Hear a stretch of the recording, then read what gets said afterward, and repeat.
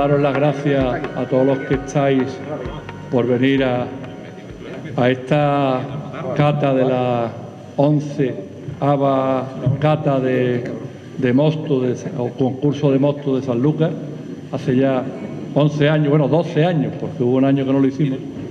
Hace 12 años que llevamos haciendo este concurso. Por lo que me ha dicho Ana, que es la encargada, y Carlos, de la recepción, está el tema bastante bien, hay bastante quórum, ¿no?, este año. Y yo espérate que estoy aquí agachado. Y bueno, vamos a tener una mesa redonda primero, en la que hablaremos un poco de la situación que pensamos que hay, los que estamos aquí en la mesa, de esta nueva hornada de vinos de la zona, de vinos del Marco. Yo diría que son vinos blancos de Albariza, de la zona del Marco de Jerez, del Jerez, y a partir de ahí después, los que se quieran quedar, haremos una cata en la que creo que tenemos 6 vinos jóvenes. Bueno, no son de este año, son de anteriores, todos embotellados y cada uno con su propia personalidad, ¿no? Yo creo que es un poco una muestra de lo que se está haciendo hoy día en el Marco del Jerez con los vinos blancos de pago. Yo creo que es un futuro bastante interesante, y es importante que vayamos conociendo, ¿no? Porque vivimos una tierra a la cual yo adoro, porque me considero sanluqueño por los 4 costados, pero es verdad que desgraciadamente no tenemos una tierra en la que seamos capaces de defender lo nuestro, ¿no?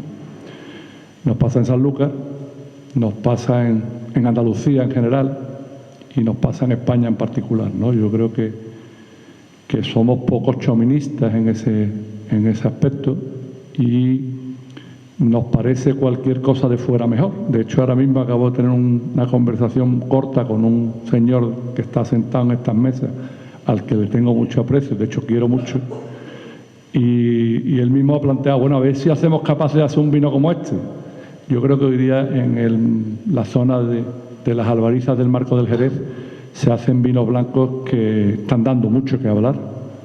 De hecho, hay grandes restaurantes españoles y fuera de España en los que te los vas encontrando, y creo que eso nos puede llevar a tener un doble futuro, ¿no? Un futuro por lo que hoy día está evolucionando los vinos tradicionales, tanto los vinos de Jerez Cherry como la manzanilla de Sanlúcar, como esta nueva, como he dicho antes, esta nueva hornada, que es la que hoy pretendemos hablar, que son los vinos jóvenes o no tan jóvenes, con una evolución, pero que no están considerados actualmente vinos de Jerez. Una de las cosas que queremos plantear a la mesa es si consideran que deben de estar dentro de la denominación de origen Jerez Cherry, o habrá que crear otra denominación, ¿no?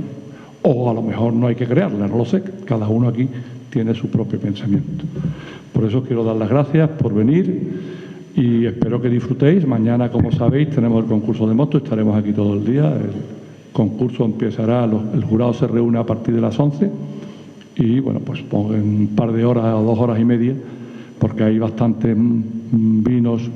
Sabéis que aquí, si viniera alguien de fuera y hablamos de mosto, se cree que estamos hablando de zumo de uva. Realmente aquí sabéis que le llamamos, a los que creéis que el mosto es lo que nosotros bebemos, es mentira, porque el mosto real es el zumo de uva. Y los que creen que el mosto es un zumo de uva, si vienen aquí se queda un poquito contra de ellos, porque aquí el mosto es vino, ¿no? Pero bueno, yo creo que tenemos que guardar esa tradición de llamar a ese vino joven del Marco del Jerez y yo diría de toda Andalucía, porque es una palabra que se utiliza en toda Andalucía, seguir llamando a esos vinos jóvenes mostos, ¿eh? Un día me planteé yo por qué, a lo mejor Gabriel me puede corregir, el por qué se puede llamar mosto a esos vinos jóvenes, cuando realmente en todo el mundo se le llama vino, ¿no? Y yo llegué a una conclusión particular, que no sé si tendré algo, pero en fin, sentido común puede tener. Y es que aquí no se consideran vinos los vinos hasta que no han pasado por la bodega. Ese proceso de bodega es el que hacía vinos. Y no se consideraba vino a esos vinos jóvenes, nuevos, que todavía no habían pasado ese proceso de bodega, ¿no? Y por eso quizá se haya mantenido en esos vinos jóvenes la palabra mosto, ¿no? Antes de encabezar o antes de... Por eso quizás se hayan mantenido. Pero, en fin, es una teoría que después de hablar con gente antigua, pues alguno me ha dicho que cree que sí, pero no es segura, pero después tiene una parte de sentido común que también puede tener su lógica, ¿no? Bueno, yo creo que pase Gabriel aquí, que es el que va a moderar la mesa, y los otros tres seguiremos hablando del tema. ¿Tú te vas a quedar aquí o te vas a quedar aquí? Bueno, pues entonces... No, déjalo, Antonio. Te voy pasando. Bueno, buenas noches. Muchas gracias a todos.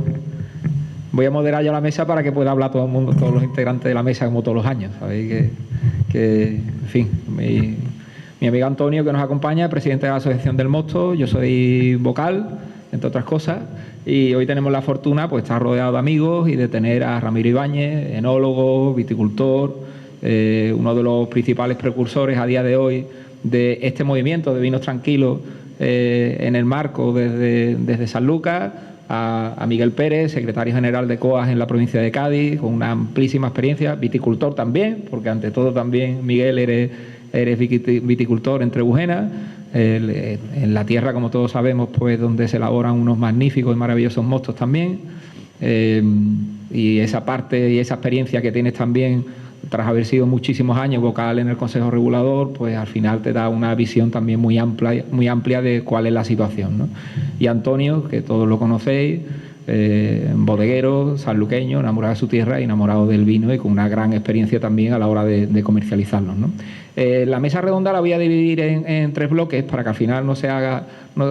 y me gustaría que fuera algo dinámico, que podáis interrumpir en cualquier momento. Y tras la mesa redonda, como nos vamos a quedar por aquí, pues cualquier pregunta que haya entre el público, pues la charlamos tranquilamente aquí, ¿no? Mientras hacemos el receso antes de preparar la cata.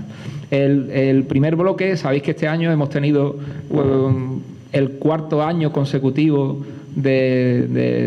con una producción bastante escasa, bastante corta, unido además a una situación muy peculiar, y es que prácticamente por primera vez desde hace muchísimo tiempo, pues las necesidades de reposición de algunas bodegas no han sido cubiertas, ¿no? Entonces nos hemos encontrado con una situación de baja producción, bodegas con una falta de reposición por un destino principalmente que se le ha dado este año a esos vinos blancos, que es para cubrir las necesidades de otro negocio que ha llegado para quedarse, que es el Cherry Cask. Y me gustaría en este primer bloque, vamos a empezar, si os parece, empezamos Ramiro, Miguel y Antonio. Me gustaría saber vuestra opinión acerca de esta vendimia, de esta cosecha que acabamos de terminar, de la calidad que tenemos y vuestra visión acerca del destino de estos mostos, ¿no? Si os parece, en fin, vuestra opinión acerca de este destino que están teniendo, acerca del Cherry Cask y acerca de las necesidades de reposición de la bodega, ¿no? Principalmente empezamos por la calidad, por cómo veis la viña, cómo veis los viñistas, Miguel, que hablamos todos los años de ese relevo generacional, a ver cómo está la situación, y después pasamos al segundo bloque, en el cual pues hablaremos de los vinos de pasto así, ¿no? De ese término que año tras año hemos ido viendo todos los años cómo ha ido poco a poco calando el término, y ahora mismo pues es una realidad, ¿no? El término de vinos de pasto, ¿no? Ramiro, te paso la palabra. Bueno, buenas noches, gracias por la invitación a Antonio y a Gabriel. Pues, bueno, yendo al turrón, a tu pregunta, esta vendimia ha sido una vendimia vitícolamente muy difícil, ha sido un año donde no podías tener todos los parámetros de una forma adecuada, no todos los parámetros deseables, más bien o te tapaban la cabeza o te tapaban los pies, ¿no? O intentabas coger la uva temprano por una merma tan grande que había y tener algo más de acidez, o si querías esperar y tener más grado, la acidez se te desplomaba, ¿no? Entonces no ha habido una fecha perfecta de vendimia. El trabajo en el campo también ha sido muy difícil y bueno, yo en primera instancia pensaba que este año los mostos no iban a tener demasiada calidad, no iba a ser un año muy bueno, pero la verdad que me está sorprendiendo y me están gustando más los vinos de esta vendimia del 22 que los del 21 y los del 20, ¿no? Por curiosidad, os digo que para mí, en mi opinión, las grandes añadas de la década anterior, vitícolamente, y que yo considero que han dado los mejores vinos, ha sido la del 12, la del 14, la del 16 y la del 19, ¿no? Entonces, esta del 22 para mí es quizás la mejor añada, con todas las dificultades que han tenido desde el 19, que fue una añada de una calidad magnífica, ¿no? Y bueno, volviendo a un tema un poco más controvertido como las existencias, y que a mí ciertamente me toca un poco más lejos, porque mi negocio, a lo que yo me dedico, son a los vinos tranquilos, y es un proyecto muy pequeño, ¿no? Muy alejado de las grandes bodegas que tienen pues otras responsabilidades y tienen otro formato de negocio. Bueno, yo creo que la vendimia sea corta, aunque pueda ser un dolor de cabeza y económicamente pueda suponer a corto plazo algunos problemas, creo que a medio plazo la naturaleza nos va a dar una solución que el propio sector no ha sido capaz de dar, ¿no? Una subida del precio de la uva y que esperamos que esto se mantenga en los próximos años, ¿no? ¿Va este? Sí, ¿no? Bueno, yo coincido... Bueno, buenas noches y gracias también por la invitación. Yo coincido con Ramiro. Vaya año más raro en el campo. Para mí es una grata sorpresa que te guste el vino de este año. Os iba a preguntar porque el campo se ha comportado pues a tenor de lo que ha ocurrido con el clima. Hemos tenido un año corto de agua. En el momento de la floración tuvimos un par de golpes de calor muy potentes y se notó muchísimo. Luego, aquí hay viñistas mucho más experimentados que yo y coincidirán, creo yo. Ha habido 3 floraciones distintas en muchas de las cepas, con lo cual no podíamos tener una vendimia homogénea. Daba casi a pie tener la vendimia por momentos, ¿no? Lo que yo creo que tú has querido explicar, ¿no, Ramiro? Que dices, bueno, ¿cuál es el momento idóneo? Es que no lo había porque igual que había ya un racimo maduro en la cepa, había otro totalmente verde. Entonces, un año muy complicado. Le ha costado mucho trabajo madurar, no cogía grado, la uva no cogía grado, ni incluso con pacificación por concentración, por falta de agua, y para mí ha sido un año extraño. La única parte buena que ha habido, que es un año limpio de enfermedades, ¿no? Del típico del oidio y el mirdeo, pues hemos tenido un año bastante limpio, sobre todo en el mirdeo, ¿no? Con lo cual, aparentemente la uva iba muy sana, pero para mí era una incertidumbre que qué vino iba a salir de este tipo de uva, ¿no? Y bueno, ya sabéis que batimos el récord. En mi caso, yo estaba vendimiando el 22 de julio para una bodega de Arco, y para una fecha inédita, ¿no? Batir el récord en el marco de Jerez, ¿no? Y lo que estamos notando, yo creo que no es una casualidad. Hay que hablar del cambio climático, porque lo estamos viviendo en vivo y en directo. Llueve menos. El otro día, repasando las estadísticas, el nivel de lluvia, llevamos una década que va descendiendo, o sea, la curva va paulatinamente bajando, cada año llueve menos, y además llueve de forma distinta.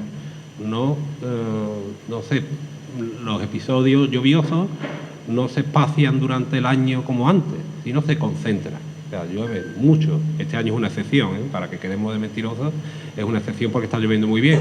Pero el año pasado, ¿qué ocurría? Que durante 2 días caían muchos litros y eso se acompañaba de un periodo muy largo de sequía. Y claro, eso crea unas condiciones distintas para la planta, crea un estrés para la viña y por tanto hay un reflejo también en el fruto, y yo creo que a pesar de los esfuerzos que hacen los bodegueros y los enólogos, yo creo que se termina notando en el resultado final, ¿no? En este caso, pues yo me llevo una grata sorpresa de que hayamos tenido un año bueno. Yo también he visto vinos regulares y vinos muy ácidos y vinos que están de alguna forma alterados. Al final, bueno, lo que pasa en el campo se nota perfectamente en el vino. Y bueno, hablando de la otra parte que has tocado, que es un tema interesantísimo, de cómo afecta al tema de las existencias ese fenómeno nuevo que se llama serricaz, que no es otro que utilizar el vino de Jerez para envinar las botas que posteriormente se utilizan para envejecer los whisky de alta calidad. Pues algo que estaba ahí dormido, eso se lleva haciendo desde hace mucho tiempo en el marco de Jerez, pues ha tenido una explosión, tiene un boom, está teniendo un boom que además sigue creciendo. Y claro, esto está creando tensiones en el mercado interno del marco de Jerez, tensiones muy importantes, de forma que el precio está subiendo por día. Y acompañado de cosechas cortas, pues tenemos todos los ingredientes para que se revalorice de una forma muy brusca. Cada uno tendrá su opinión, para los viñistas nos viene muy bien, de una forma muy brusca, pues lo que es la materia prima, ¿no? Esto hay que acompañarlo de que no hay, ya Gabriel lo ha señalado, no hay relevo generacional, no hay reposición de viña, en fin, se están dando todos los elementos para que haya una escasez de materia prima y esto influya en cada uno de los eslabones de la cadena, ¿no? Posteriormente en la bodega. ¿Y qué es lo que creo yo que va a pasar? Bueno, pues yo lo que creo es que no va a haber ningún fenómeno nuevo para que tengamos mucho viñedo en el marco.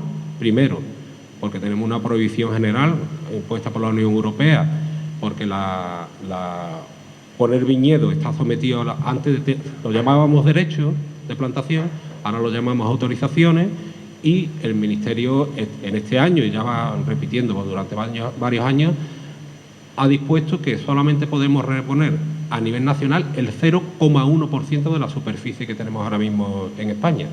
Esto es una ridiculez. Esto es prácticamente no reponer. Eso por una parte. Por otra parte, que creo que es lo más importante y lo más preocupante, que es que yo no conozco ningún viñista que tenga menos de 30 años. 20 tantos años es muy difícil. Lo conozco en todos los sectores, en el algodón, en la remolacha, en la ganadería, en el viñedo del marco de Jerez. No conozco a ninguno. Y los que hay relativamente jóvenes, pues no tienen tampoco intención ni posibilidad de poner más viñedos. Entonces yo creo que esta situación, si no hay una normativa que lo impida, que el Consejo es un especialista, o en Jerez, no el Consejo, lo diré, yo me incluyo, somos especialistas en estropear las cosas, ahora que tenemos un equilibrio en el mercado que de alguna forma nos ha sacado de la rueda de la pobreza en la que estábamos inmersos, que antes todo era pobreza. La uva valía barata, el vino se vendía como BOV barato, el mosto barato, y aquí estábamos todos matando moscas. Ahora llega una circunstancia que crea una inercia totalmente distinta. Yo creo que es muy positiva y que hay que tener cuidado para que se cumplan dos objetivos. Primero, se mantengan todas las actividades, no caigan muchas bodegas, que algunas yo creo que van a caer, por desgracia, se mantenga el negocio y que no lo estropeemos. A ver si es verdad que no lo estropeamos. Y a ver, el tiempo lo dirá. El tiempo lo dirá. Bueno, yo ya he hablado algo antes, pero bueno, primero os quiero dar las gracias por venir a los dos. Quiero dar las gracias al público, pero no a vosotros dos, que yo creo que eso es muy importante, ¿no? Yo creo que Ramiro repite y creo que su opinión hoy día en este tema que vamos a hablar creo que es muy importante, porque ha sido, como ha dicho Gabriel, y es uno de los grandes propulsores y defensores, y Miguel, pues, que hablamos de Miguel, y además hablando de viticultura, pues yo de viña soy quizás el menos adecuado, estando Miguel aquí y Ramiro, pues, pero es verdad que yo lo que sí he notado este año es que ha sido un año complicado. Ha sido un año muy complicado porque las madureces no han llegado, porque la uva bajaba acidez pero no cogía grado, con lo cual aquello era un poco, probablemente, yo creo que quererle achacar todo hoy día al cambio climático que existe lógicamente, pero que va a existir hagamos lo que hagamos, porque el mundo ha habido cambio climático un montón de veces en la historia de la Tierra y seguirá habiendo un cambio climático. Creo que es verdad que hay que intentar amortiguar lo más posible los daños que podamos hacer nosotros, pero eso probablemente no nos lleve a que no haya un cambio. El cambio va a seguir existiendo. Si lo podemos ralentizar, no sé hasta qué punto tenemos capacidad para ralentizar el cambio climático de la propia Tierra. Lo que sí podemos hacer, y eso estoy convencido, es que nuestra vida en la Tierra sea más agradable. Si no echamos basura, si no echamos tantos gases contaminantes, si no echamos todas esas cosas, pues con que ya podamos respirar mejor, podamos mirar al océano y no ver bolsas de plástico flotando, podamos mirar nuestro entorno y no ver basura, pues yo creo que con eso ya ganamos todos, ¿no? Ya con eso solo, aunque podamos influir más o menos en el concepto del clima global de la Tierra, ¿no? Pero es verdad que hemos tenido un año complicado, pero que años complicados ha habido en la viña hace muchos años que ha habido años complicados. Pero yo creo que, como también han dicho, yo creo que ha dicho Gabriel, o Ramiro, quizás ha sido Ramiro, la naturaleza nos va a echar una manita en hacer lo que no somos capaces de hacer. El Marco de Jerez, hace un siglo y pico, era la zona más importante de vinos del mundo, por delante de las que hoy están consideradas, Champán, Burdeos, Borgoña, muy por delante. Un Jerez valía más que una botella bastante más que una botella de. Desgraciadamente, por las circunstancias que sería complicado analizar, hemos ido perdiendo todo eso, y aún así, las propias bodegas que perdían dinero, que no ganaban dinero, no eran capaces de decir, oye, me planto y mi vino no lo puedo vender por debajo de esto. Pues nadie lo hacía, y lo sabían, y te decían, no, si hay que subir el precio, pues coño, subirlo. Llegamos algunos locos, subimos el precio, y algunos apuntaron en una parte a subir ese precio, y quizá eso estaba tirando un poquito hacia arriba, pero probablemente lo que nos va a echar una mano magnífica para que los precios suban por narices es el cambio climático. No va a haber vino, hay menos vino, se ha unido el Cherry Cask, que necesita también sus existencias, y al final eso nos puede hacer valorar de verdad los vinos que tenemos en el marco. Ten en cuenta que si nos vamos a Sanlúcar, que estamos hoy día, en 127 kilómetros, 127.000 kilómetros, 127 hectáreas, 127 hectáreas, son 127.000 hectáreas, que es la dimensión de Sanlúcar. Hay una denominación de origen que es un vino único, que es la manzanilla, que embotellamos 4 botellas y media para el mundo, y aún así, con 4 botellas y media que embotellamos, que hay bodegas en Champán que venden más que toda Sanlúcar juntas, y venden el champán a 30 euros la botella, pues Sanlúcar somos tan buenos que vendemos la botella a 3 euros. Y tenemos vino para suministrar 3 ferias, y no hay más. Pues no hemos sido capaces, por nuestra propia iniciativa, de subir el precio del vino. Yo, hace poco, un bodeguero, me decía, lamentándose del precio que estaba cogiendo el vino. ¿Por qué? Porque hoy día reponer la bodega vale como mínimo un 50% más que costó el año pasado. ¿Esto dónde vamos a llegar? Digo, pues mira, a ver si de una puñetera vez os dais cuenta que hay que subir el precio del vino. ¿Por qué? Pues yo puedo hablar poco de viña, pero quizá de la parte comercial sí puedo hablar, incluso de la parte de bodega. Pero no cabe duda que no hay nadie en el mundo se cree que hay un gran vino que vale 3 euros una botella. Nadie. Que pueda haberlo, claro, y los hay. De hecho, ahí están el 80% de las manzanillas están por debajo de 5 euros, el 80 o más. Y son vinos, no, son unos vinazos, con una crianza que todos serían gran reserva prácticamente. Y resulta que lo vendemos barato. Yo lo que le agradezco a la naturaleza, incluso al Cherry Cask, es que generen subida de precio abajo. Primero, porque si Miguel ha dicho que no tenemos viticultores, no hay gente que quiera. ¿Cómo va a querer una persona trabajar una viña para que le cueste dinero a final de año? Tú vete a Francia, a Champán, o a Borgoña, a Burdeos, y pregunta por los viticultores. Y los viticultores todos tienen Mercedes, tienen esto, tienen unos cazoplones estupendos. ¿Por qué? Porque ganan dinero con la viña. Y le dices, ¿tú cuántos metros tienes? Y dice, no, yo tengo media aranzá. Y con media aranzá vive todo el año estupendamente. Tendremos que hacer que la cadena de valor empiece a ganar desde abajo. Por eso hay que defender que la viña se le pague la uva.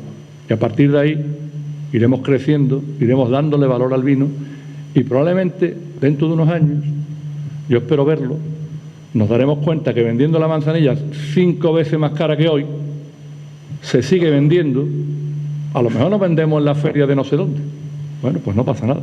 Pero vendemos en un restaurante o en varios restaurantes en Nueva York, en varios restaurantes en Tokio, y a partir de ahí tendremos en claro que nuestro vino merece la pena hacerlo, criarlo, y tendremos lo que nosotros no, lo que la Manzanilla y los vinos del marco del Jerez se merecen.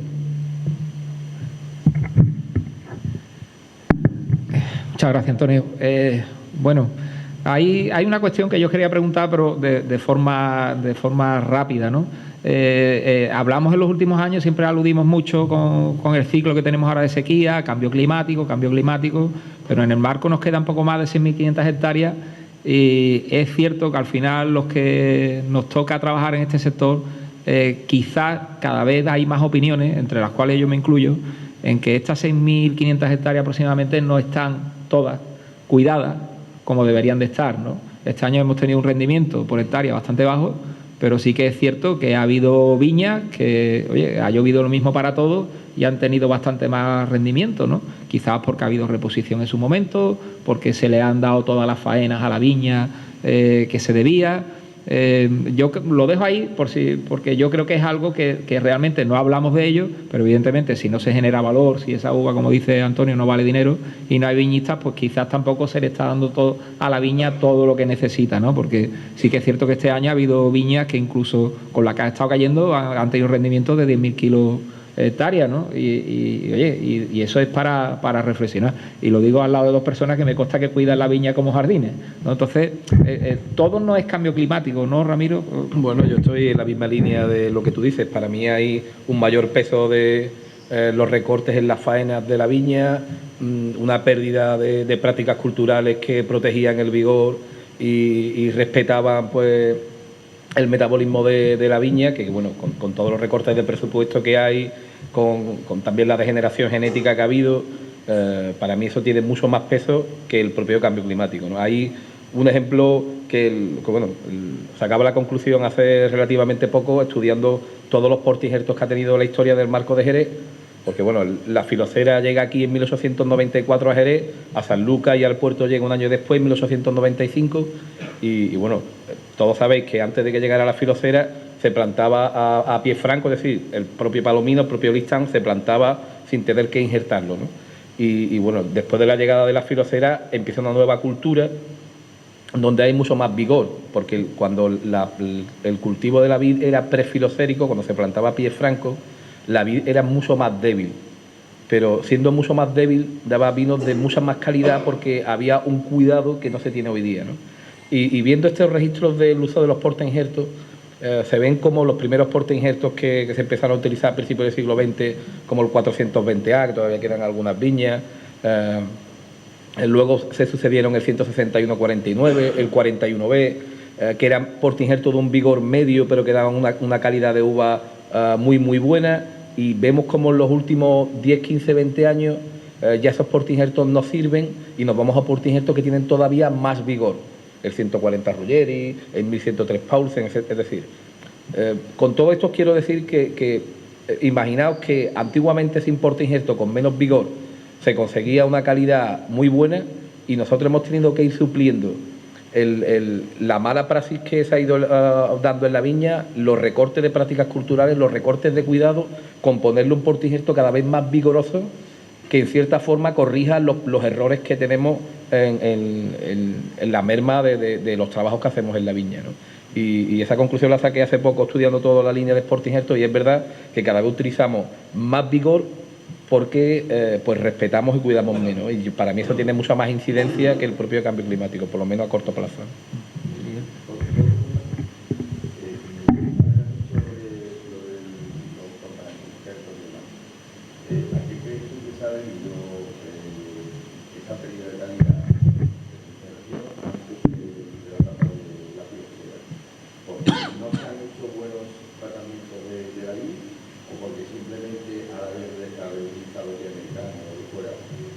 ha debilitado esa calidad del resultado final de la uva. Bueno, es que es otro tipo de viticultura completamente diferente. En cuenta que las propias enfermedades Por ejemplo, el mildew o el oidio eso llegan todos en la segunda mitad del siglo XIX y antes no había enfermedades. Entonces ahora tenemos que hacer tratamiento cuanto antes no había enfermedad, ¿no? Antes, cuando se formaba una cepa, se podaba 7 años en redondo. 7 años en redondo significa que tú le dejas pues 2 pulgares solo para que se fuese fortaleciendo y el sistema radicular tuviese más poder que la parte aérea para que, como dice, de prefilocera, para que la viña, como dice la gente del campo, se apoderara, ¿no? Es decir, que el sistema radicular fuera muy potente, porque eso te va a garantizar que cuando vienen años muy malos, tú tienes ahí muchos músculos debajo que te permite que no haya lo que ha ocurrido este año, que hemos tenido bloqueo del metabolismo porque la planta no tiene suficiente fuerza para terminar el ciclo y se para. Entonces, cuando se para, ya la uva no concentra azúcares porque su metabolismo se ha parado y empieza a tener problemas, ¿no? Entonces, la viticultura de ahora, pues las formaciones, me voy a época postfilocérica, pero formaciones de hace 15, 20 años, pues la cepa se sacaba por el palo de cabaña, hoy día se saca por nietos, se adelanta la formación casi 2, 3 años, antes no se cargaba uva hasta el 5º, había gente que hasta el 7º año, entonces había un respeto por tener un sistema radicular muy potente que te permitía sobre todo el pasar años como este, ¿no? Las nuevas plantaciones las plantas de vivero no se trataban igual que los viveros que se ponían en San Lucas. En San Lucas antiguamente la gente ponía plantas en los viveros que había en los navazos de la costa, que se ponía plantas que tenían pues muchísimo vigor, que no se raspaban las yemas, en fin, una serie de trabajos de viñedo con muchísimo mimo, que lo que se buscaba es que tú tuvieras una planta muy fuerte que pudiera resistir años tan malos y tan difíciles como este, ¿no? Gracias. Me ha parecido interesante sacar este tema porque constantemente siempre leemos artículos y leemos opiniones que van dirigidas a cambio climático, pero oye, es que la viña también hay que cuidarla, ¿no? Como siempre se ha respetado, ¿no? Y quizás pues la economía tan pobre que hemos tenido pues nos ha llevado a lo que dice Ramiro, ¿no? A esa falta de faenas, ¿no? En el campo, que son imprescindibles. La viña, yo siempre he escuchado que la viña te devuelve todo lo que le das, ¿no? Y es cierto. Bueno, pues pasamos al segundo bloque. Bueno, Miguel, ¿tú quieres añadir algo? Yo iba a decir, nosotros decimos lo que tú le das, ella te da, ¿no? Y es verdad que con precios bajos, pues la gente deja de abonar, por ejemplo. El abono es muy importante. La gente va al mínimo. Vamos, es una economía de guerra. Vamos a mantener viñedos a ver si no tengo que arrancarlo. Ese era el objetivo de los últimos años de los viñistas, no nos vayamos a engañar. Y luego, coincidiendo contigo, Ramiro, la diferencia de lo que tú has contado al nuevo modelo de inversión en la viña totalmente opuesto. Ahora, ¿en qué se piensa? Primero, coge la subvención para la replantación. Lo segundo, tener poca mano de obra. Recuperar la inversión casi inmediatamente, con lo cual esto de que se apodere la planta, ni pensarlo. Aquí, desde el primer minuto, intentar ordeñarla. Tercero, los sistemas de poda. Cuarto, tú has nombrado Ruggeri. ¿Cuánto dura un Ruggeri? Es la variedad. A los 15 años, 20 años, la planta ya no puede. Es que no puede. Es un diseño totalmente agronómico, totalmente distinto, y responde a lo que hay ahora mismo en el campo. Estamos viendo con el olivar. Nada tiene que ver el olivar tradicional con los setos de olivares que vemos que parecen, bueno, pues eso, setos, ¿no? Parecen viñedos, ¿no? Y le meten la máquina y todo. Eso está todo pensado para 15, 20 años. Entonces, responde a otro modelo de inversión agronómica. Y claro, eso tiene un resultado que la planta pues no se pone fuerte y además ni se quiere poner fuerte. De hecho, a los 15 años levantamos y nos vamos con la música a otra parte. Y ese es el modelo que últimamente ha primado en el marco. De todas formas, no se trata de criminalizar a nadie, simplemente no. Que el sector está en una situación tan crítica que la uva pagándose a 35 céntimos el kilo, pues es que no te das para más, ¿no? Yo quiero, eso iba a decir yo, que quería también lanzar una punta de lanza en favor de los viticultores y la situación que se da. Aquí ha habido hay dos temas. Primero, lo barato que se paga la uva, y después que se paga la uva igual, sea buena, mala, regulado o esto. Entonces, claro, si no hay nada que te incentive a tener un viñedo en condiciones, tú dices, yo para qué quiero tener un viñedo bien empoderado, que me dé esto, que me dure 30 años. Lo que quiero es rápido, porque me van a pagar lo mismo. Yo creo que todas esas cosas son las que hay que poner en valor ahora mismo, ¿no? El que las buenas viñas y buenas cepas y eso se paguen más y se valoren más que el que planta el seto de cepas, ¿no? Yo creo, ¿no? Es importante. Nada, las conclusiones se las pasaremos para el Consejo a la Comisión de Viña, a ver si alguien os escucha. Bueno, en el segundo bloque ya lo voy a unir con el tercero. Ahora me gustaría que hablásemos de ese término, ¿no? que hemos hablado en esta mesa todos los años. En los últimos años hemos ido hablando del fenómeno de vinos de pasto, de si gusta el término, no gusta el término. La realidad es que a día de hoy, además aprovecho para darte la enhorabuena, Ramiro, a ti y a Willy, por el éxito en Decanter, ¿no? Que un vino que lleva recuperando esa marca desde la arriba, ¿no? Un vino de pasto de 2019, pues haya sido elegido por Decanter entre los 5 mejores, ¿no? de catados del año pasado, lo cual, oye, es un éxito tremendo, ¿no? Estamos hablando de una revista, una publicación de grandísimo prestigio y del mundo, ¿no? Y se han fijado en un vino vuestro, por tanto, aprovecho para darte la enhorabuena. El término vino de pasto o vino blanco o vino blanco con crianza, he de deciros que se sometió a una encuesta a nivel de Consejo Regulador entre todas las bodegas para que opinasen acerca del término. Estuvo algo muy reñido porque prácticamente había la división al 50%, un poco más del 50% estaba en contra del término vino de pasto y casi el 50% estaba a favor de él. Más allá de estar a favor o en contra, es una realidad a día de hoy comercial, es decir, el término ha llegado para quedarse, ya incluso en Montilla Moriles hay bodegas que lo están usando y obedece pues a una realidad y una necesidad que encima está, creo, ahora me lo comentaréis vosotros, creo que es muy positiva porque está poniendo los vinos desde abajo en unos precios muy superiores a los vinos con crianza, lo cual es un modelo que abre a la reflexión y abre a poder tirar desde vinos con menos crianza pues los precios para arriba. Me gustaría unir vuestra consideración acerca de la situación actual del término vino de pasto y del presente y del futuro, cómo va a ir evolucionando, cuál es vuestra opinión, con el hecho de que en el Consejo Regulador pues no se haya querido admitir, porque se habla mucho de que se van a entrar, de que van a entrar los vinos tranquilos. La realidad es que el verano pasado se decidió a nivel de comisiones técnicas que ni Fede Jerez ni Bodega de San Lucas estaba de acuerdo en incluir los vinos tranquilos en el marco y en lo que son las denominaciones de origen, y no se han incluido, ¿no? Entonces me gustaría saber vuestra opinión al respecto, si sería positivo, si no es necesario, en fin, conocer un poco vuestra opinión, ¿no? Cuando yo todavía era vocal, se creó la mesa para discutir este asunto. Y lo primero que hay que decir es que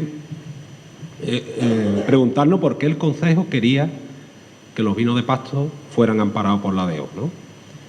Y la razón principal era porque le podía dar prestigio a Jerez. Esta es la verdad. Esta es la verdad. O sea, el mundo al revés. ¿Eh? Entonces, en una de las reuniones yo pregunté, bueno, pero ¿lo habéis preguntado a Ramiro Ibáñez, a Willy Pérez, a Forlón, a todo este magnífico movimiento que hay ahora mismo alrededor de los vinos tranquilos en la provincia de Cádiz, si quieren formar parte de Jerez?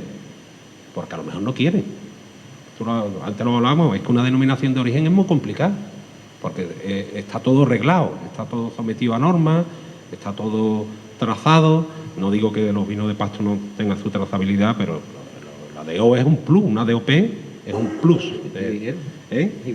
Y dinero, hay que tener dinero, y hay que certificarse, y tiene un órgano de control interno que te dice que esto va por aquí y tiene que ir por aquí, en fin, y no te deja mover la legislación tan fácilmente como fuera del Consejo. Entonces, bueno, es complicado.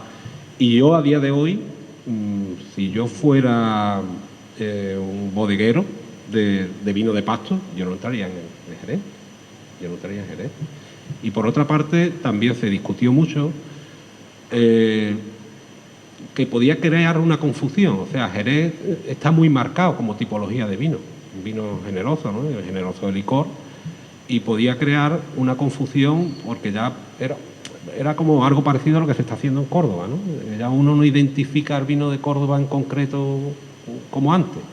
Entonces podía perder una identidad y no se sabía, es un melón por abrir, si es algo positivo para Jerez y para los vinos de pasto. Igual ese matrimonio no daba a buen lugar. Y yo, por otra parte, que también lo hemos hablado antes, soy partidario de que las cosas que funcionan bien no hay que tocarles. Y los vinos de la provincia de Cádiz es que están funcionando muy bien. Es que ahora mismo hay dos productos estrellas en la provincia de Cádiz. Uno son los quesos y otros son los vinos tranquilos. Son los dos productos, a mí me tienen enamorado los dos. No olvide a los vinos del Marco. También, pero bueno, eso es históricamente, ¿no? De los vinos Marcos no hace falta que yo hable, hay una literatura a nivel mundial y experta que estaba y sigue estando. Lo único malo del vino del Marco todavía son los precios, lo demás todo es bueno, buenísimo, todo es bueno, extraordinario. El Concejo ha mejorado, ha mejorado, Gabriel. Yo soy menos crítico que tú. Entonces yo creo que lo que está funcionando bien no lo tenemos que tocar. Entonces yo apostaría, y yo era de los que decía, no, vamos a amparar los vinos blancos, hay que diversificar, hay que tal. Bueno, digo, después cuando uno piensa y reflexiona en condiciones sobre este tema profundamente, yo creo que es mejor que las cosas queden ahí, que cada uno tenga su camino, que comparten un territorio, comparten también muchas prácticas, bueno, sobre todo agronómicas, no tanto en el tema de la bodega, pero bueno, hay experiencias nuevas que también tocan la crianza, los vinos de pasto. Yo creo que las dos cosas pueden funcionar perfectamente de forma paralela e independiente. Bueno, yo que voy a opinar de los vinos de pasto, tengo una pequeña bodega que se dedica exclusivamente a los vinos de pasto y es una idea en la que creo firmemente, ¿no? Sinceramente yo solamente le veo ventajas, ¿no? Y ventajas sobre todo a muy corto plazo, ¿no? Porque imaginaos una persona joven que quiere montar un proyecto de una bodega dentro de la denominación de origen Manzanilla o Jerez, con una existencia mínima, con un envejecimiento mínimo.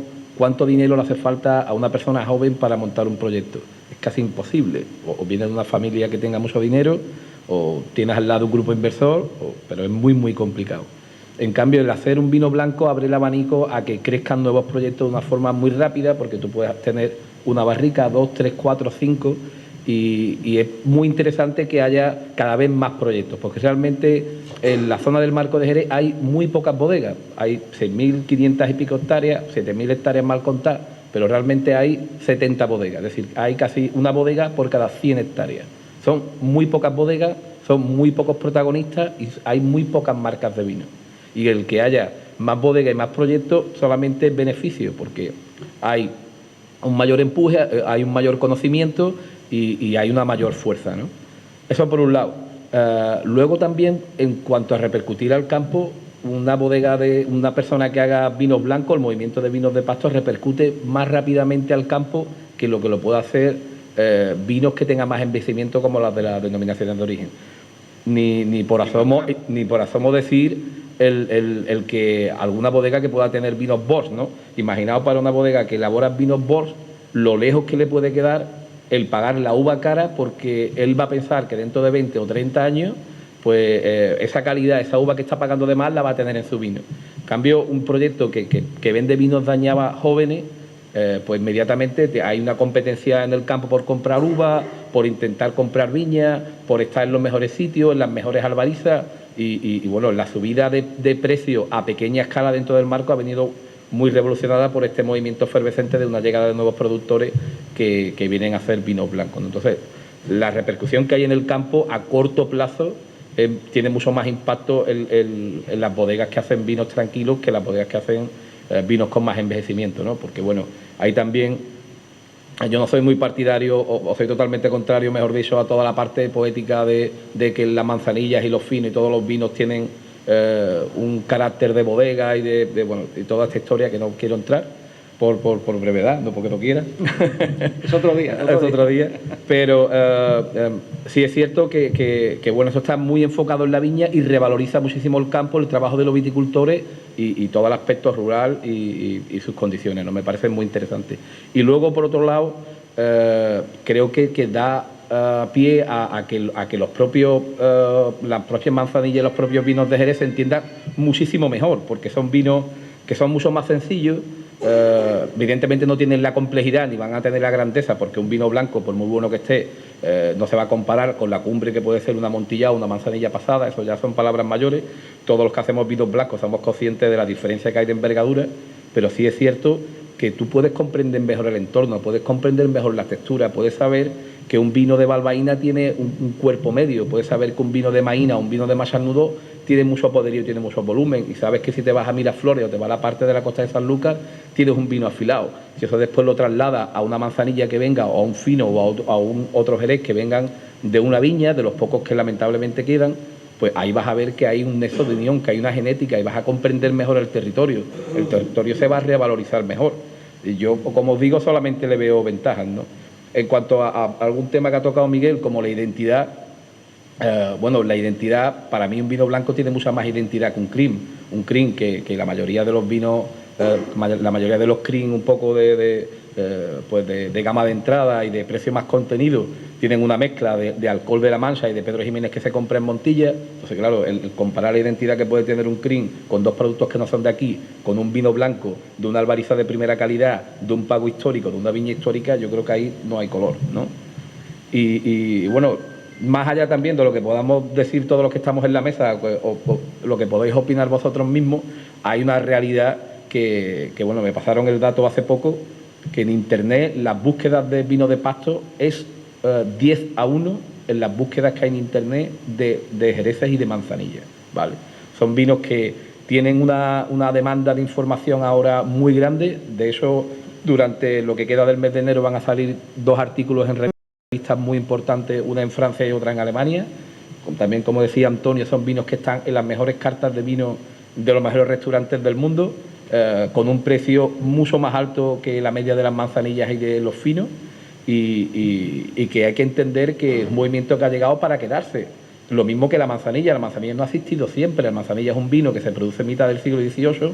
Imaginaos cuando Sanlúcar lo que hacía era vino de color, hacía aloque, hacía otro tipo de vino, las primeras bodegas que empezaron a hacer manzanilla con vino, con velo de flor. ¿Qué dirían el sector en aquel momento? Bueno, esto están locos, se van a cargar el negocio.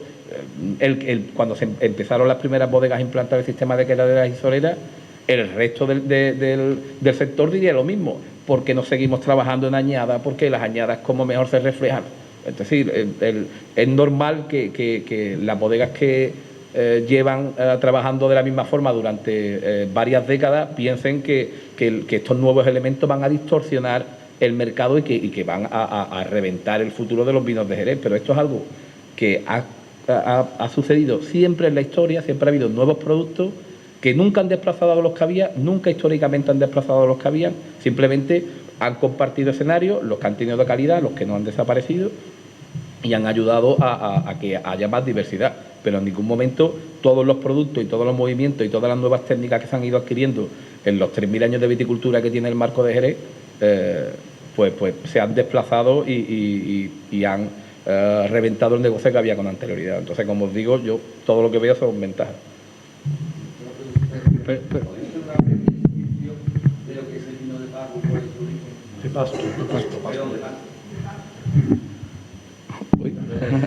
Bueno, es que... Espera. Yo no tengo nada en contra de los vinos de pasto, solamente que lo que pasan son los animales. Entonces, a partir de ahí hay otra cosa, y ya como estoy yo todo lo voy a contar. Los vinos de pasto son de la primera mitad del siglo pasado, y tanto que están ahora en contra de Francia y tal, este hombre compraba toda la uva porque no tenía más remedio, no había que vendérsela, lo hacía todo en la botella de 6 estrellas, que no sé si la acordaréis, o la habéis visto si quieres la vida, pero vamos, se vendía el vino de pasto para el sol. Era normalmente vino muy barato, la viticultura entonces no existía como ahora que tenéis tanques de fertilidades enormes, hay 2.000 posibilidades para correr. Pero por favor, no podéis poner los franceses y me descubro Chateau. Y luego al Chateau y el Chateau Caraje. son granadillas. El Chateau, y nosotros vamos a decir que no. Un vino magnífico, como puede ser los vinos blancos de Albarita de aquí, y te habla quien ha hecho el vino más vendido de Albarita del mundo, que es el Castillo de San Diego, que es quien ha abierto la puerta a todos los blancos de España, porque los blancos no existían, y te lo garantizo llegar. Pues ¿qué es lo que pasa? Pues vamos a decir, no, esto es un vino para vacas, para ovejas, para cabras y para hombre, el vino de hombre, por Dios. Vamos a inventarnos un término que sea el equivalente al Chateau Mort francés, que no es ni más ni menos que embotellado en origen del dueño, en la vid, ¿no os parece? Bueno, yo creo que el nombre es lo de menos, no si puede ser vino de Pasto, si es blanco de Albariza, eso para mí está en un segundo plano. No. Pero bueno, los vinos de Pasto está puesto así porque aparecía, no ya en el siglo pasado, porque no sé si es que te referías al siglo pasado, a 1900 o al 1800. 1900. Pues bueno, hay cartas de precio. Hace poco le mandamos una para que salieran del país de González Villa de 1863, donde venían los vinos de Pasto como tipología de vino. Y hay muchas cartas del siglo XIX que los vinos de Pasto eran como los vinos de calidad dentro de los vinos tranquilos. Luego estaban los vinos baratos que se llamaban, que eso tú lo conoces, los vinos comunes, que eran los vinos que se compraban en otras regiones, pero los vinos de Pasto ya aparecen en las cartas del siglo XIX.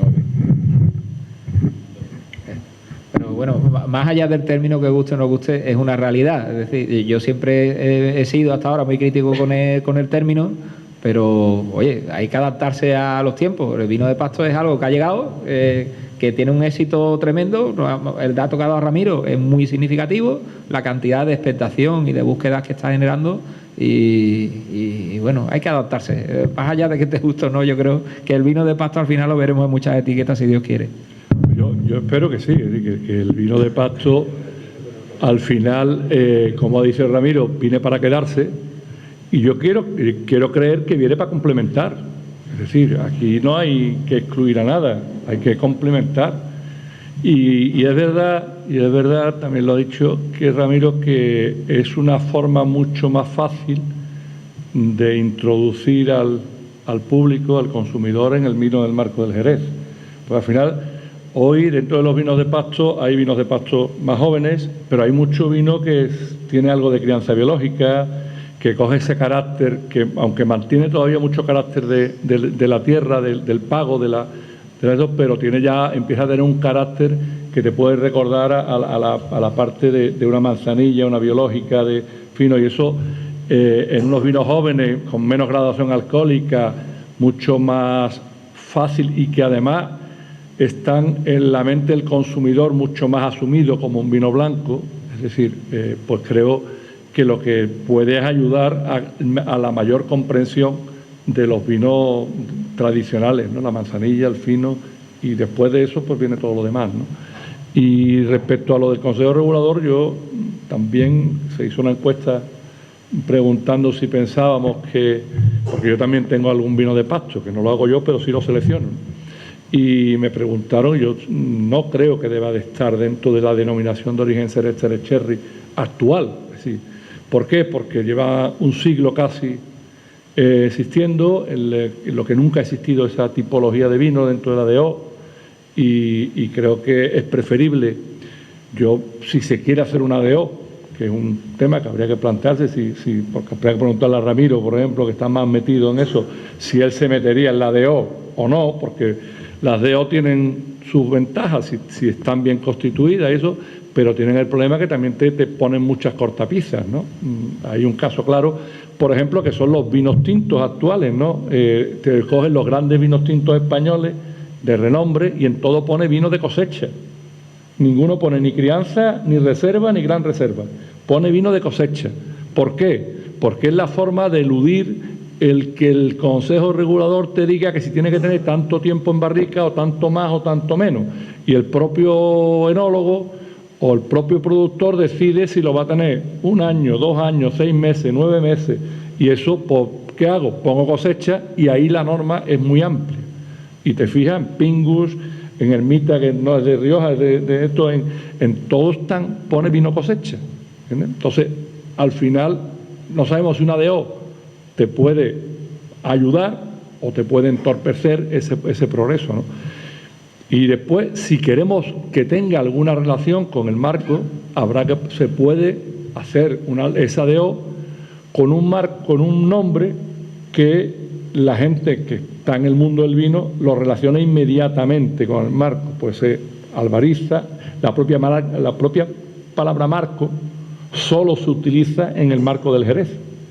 no se utiliza, en Rioja no existe la palabra marco, en ninguna zona de denominaciones del mundo existe la palabra marco, aunque tú con que pongas albarizas, por ejemplo, albarizas del marco, solo con eso ya la gente se va a venir inmediatamente aquí, con lo cual no tienes que, puedes crear otra denominación que vincule directamente o relacione con Jerez, con lo cual cree una sinergia positiva y sin embargo no tienes que cambiar un reglamento que creo que es histórico en la tipología y probablemente yo creo que no aportaría prácticamente, no es lo que yo opino. Bueno, pues yo creo que vamos a dar por concluido, vamos a pasar a unas preguntas, si alguien tiene alguna pregunta, y si no comenzamos inmediatamente la cata. En la cata, una pequeña corrección, Antonio, si vamos a catar un vino de este año, un vino de este año, he traído un vino de Balbaína Alta, de Lagar de las Cañas, para que veamos, tengamos ese perfil, ¿no? Ese perfil que hablaba Ramiro, pues que lo podamos compartir y el resto ya, pues creo que la mayoría son vinos embotellados, ¿no? Y etiquetados, ¿no? ¿Alguna pregunta o pasamos ya a la parte práctica, que es la más interesante? Pues si queréis hacemos un pequeño receso. Yo sí os pediría a la parte práctica. Como sabéis, todos los años hacemos la cata y se cobra una cantidad que no es para ni siquiera para nada para la asociación, sino que se aporta a una obra benéfica. En este caso es a Cáritas, si no me equivoco, y sí me gustaría que todos los que vayáis a estar en la cata pues aportéis esos 15 euros, para que creo que los vinos que vamos a catar valen más de 15 euros, con lo cual podamos ayudar, ya que tenemos esta asociación, que lo que queremos es intentar ayudar lo más posible, primero al mundo de la viña, al mundo del mosto, incluso al mundo del vino, pero también en lo que podamos aportar nuestro granito de arena para otras obras que le hace quizá más falta todavía que a nosotros, ¿no? ¿Vale? Venga, gracias. Hacemos un pequeño receso, ¿no? Nada, y empezamos a servir, ¿no?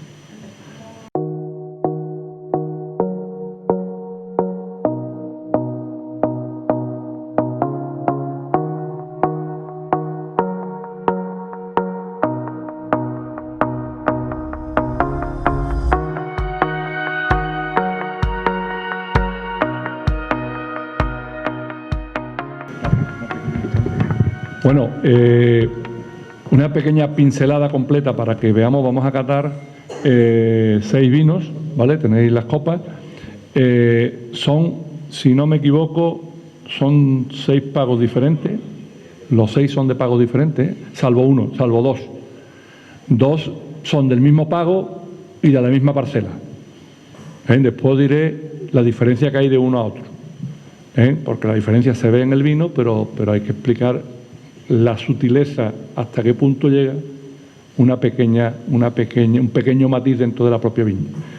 Entonces, el primero es pago de Balbaina, después vamos a Miraflores, después vamos a pago Alventus, que tenemos 2, después vamos a Gibalbín y terminamos con uno de Macharnudo, ¿vale?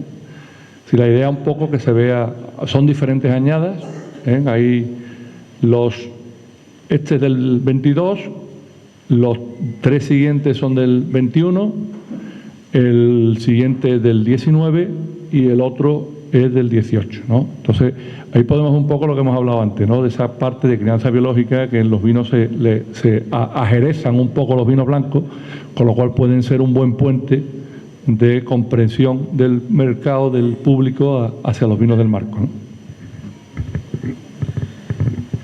Bueno, el primer vino lo tenemos todos servido. Estamos hablando de Pago Balbaína. El primer vino es de Bodegas Barrero. Bodegas Barrero, históricamente, siempre, como sabéis, hasta hace poco más de 2 años ha trabajado bajo la firma de Miguel Sánchez Ayala. Bodegas Barrero es la unión de Miguel Sánchez Ayala con los 2 cascos históricos de la calle Trasbolsa de Pedro Romero. que los adquiere la familia en el año 2019 y ya están total y absolutamente rehabilitados y están prácticamente llenos. Allí faltan, en un casco bodeguero que se llama el Cuatro de Oro, faltan aproximadamente apenas unas 150 botas por montar, es decir, allí hay algo más de 2.000 botas en crianza, en lo que era Pedro Romero. Por tanto, se ha hecho no solo una labor de recuperación histórica de patrimonio bodeguero de Sanlúcar, sino además una inversión muy importante en lo que es vino. Este vino procede de dos viñas históricas del Marco, que son La Soledad y Las Cañas, que están en Balbaína Alta. Balbaína Alta también históricamente es uno de los mejores pagos, ¿no? Está considerado pues, uno de los pagos donde las albarizas de alguna forma pues mayor aportan, ¿no? a los viñedos y al vino. El lagar está en Las Cañas, en la viña Las Cañas, que también es una de las más antiguas, que me corrija Ramiro, que esto sabe más que yo, de las cuales hay registros, ¿no? escritos. Ahora, si quieres comentar algo, tú conoces muy bien aquella zona.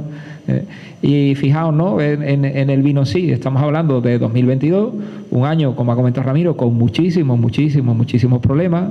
Y sin embargo, pues aquí vemos eso que decía Ramiro, ¿no? Podemos ver esa calidad, evidentemente, que encontramos en Balbaína Alta, como al final, de alguna forma, pues ha tenido un equilibrio correcto. Estamos hablando de un año con graduaciones muy bajas. Aquí estamos en un mosto que aproximadamente tiene unos 10-80 de alcohol, que prácticamente no llega a 11 grados. Y ha sido una vendimia muy complicada. ¿Qué es lo que hemos dejado como...? Porque ya prácticamente todos los vinos los tenemos alcoholizados para sobretabla. Hemos dejado 20 botas para vino tranquilo, para el proyecto de vinos tranquilos de Barrero. Todos los años, en principio, vamos a dejar 20 botas.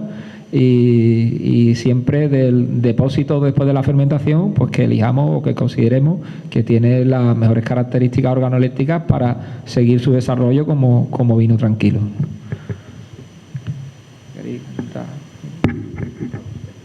Habla del vino, algo. O Las Cañas. Bueno, yo creo que Las Cañas es una de las fincas que se nombran en el repartimiento de Jerez, una finca de las más antiguas. Y bueno, a mí siempre me ha resultado más fresca Las Cañas que La Soledad, aunque La Soledad está más cerca del Atlántico, pero Las Cañas tiene una orientación que la hace ser más estrecha, ¿no? Y bueno, Balbaína, que es un pago mítico, que para el que no lo sepa, procede, bueno, hay todos los pagos que tienen la terminación latina ina, vienen son nombres romanos, es decir, este nombre está puesto desde la época romana y Balbaína significa el pago de los Balbo, que era una familia romana que había allí pues desde hace ya muchísimo tiempo, ¿no? Hay otros pagos que han mantenido esa terminación ina, como Añina, como Maína en Sanlúcar, que fijaos que conservan el mismo nombre pues durante 2000 años y las lindes siguen siendo las mismas que eran entonces, ¿no? Y el vino este que Antonio me decía, Buscus, es romano y ya era el vino fermentado siempre y de ahí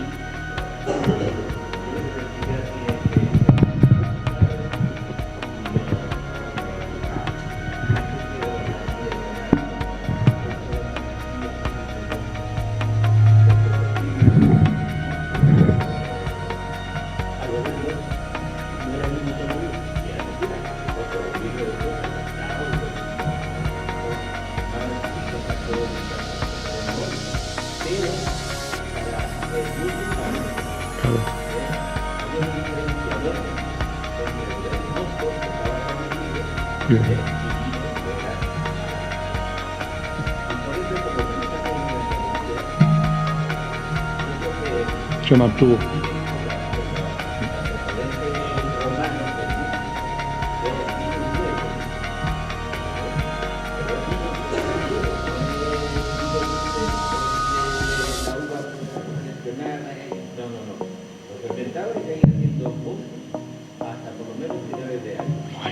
Es lo mismo que el Beaujolais.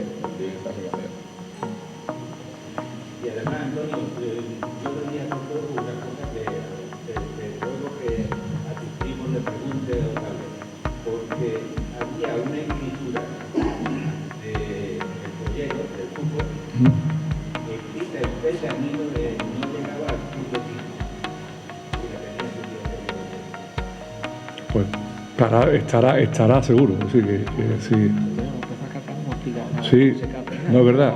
No, bueno, sí, hombre, se supone que el que viene tiene lo más importante. Hombre, yo creo que lo más importante quizás no sea solo el color, porque el color no estamos en una sala especialmente iluminada para ver bien el color. Lo importante son los matices de nariz y los matices de boca, ¿no? Yo creo que una de las cosas que tienen todos los vinos son palominos, 100%, ¿no?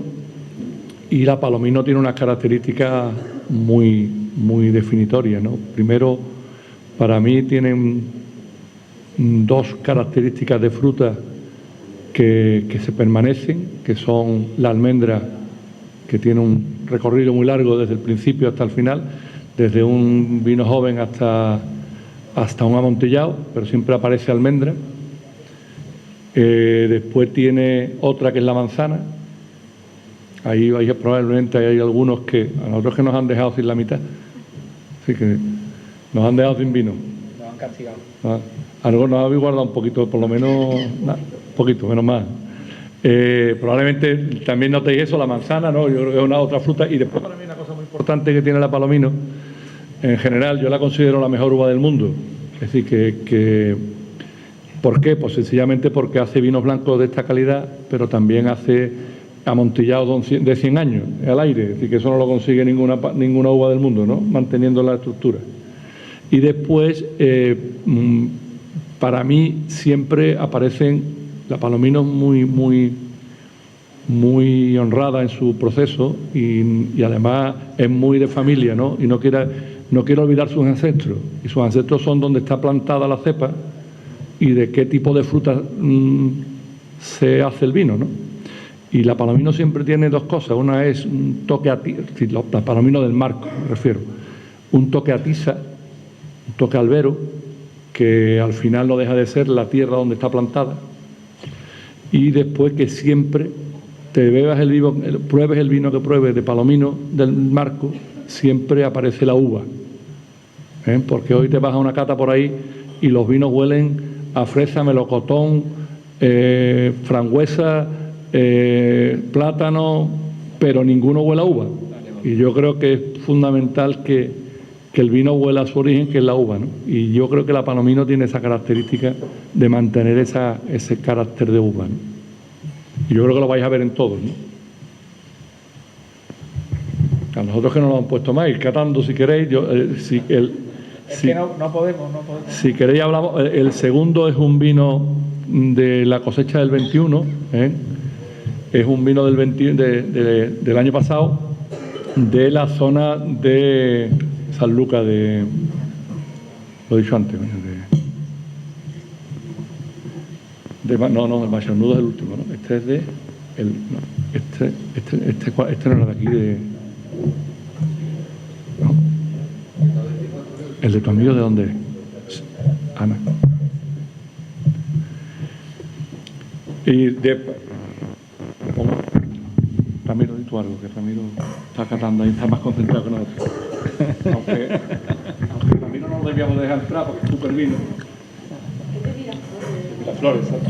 Es de Miraflores, con lo cual es pago sanluqueño. El segundo. Del año pasado, ¿no? Del 2021.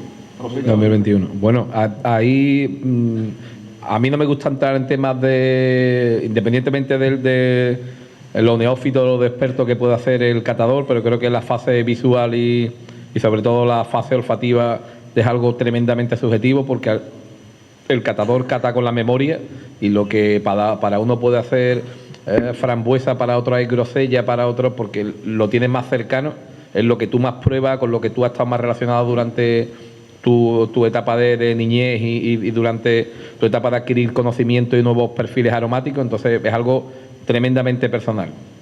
A mí lo que me interesa, yo creo que es lo más característico, es la textura en la boca, y eso es algo que es muy sencillo porque es el tacto. Entonces eso no te hace falta saber mucho ni saber poco de vino, porque entender dónde te toca, ¿no? Y el primer vino es muy muy fresco. Digamos que Balbaína es una de las zonas más frescas, ¿no?, entre comillas, más sanluqueñas que puede tener Jerez, porque Balbaína está en el término municipal de Jerez, aunque históricamente hay un gran desembarco de viticultores de Sanlúcar.